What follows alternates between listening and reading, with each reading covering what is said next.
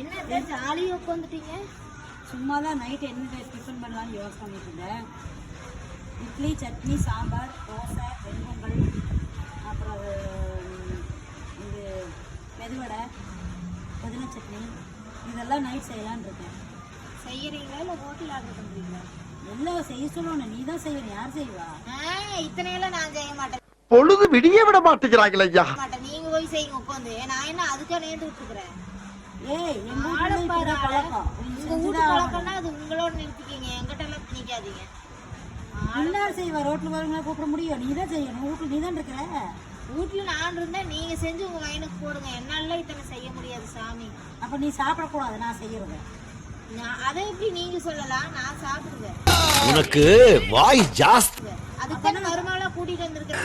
சோலி முடிச்சு நீ செஞ்சு வைக்கிறனா வைங்க, நான் ஆர்டர் போட்டு சாப்பிடலாம்.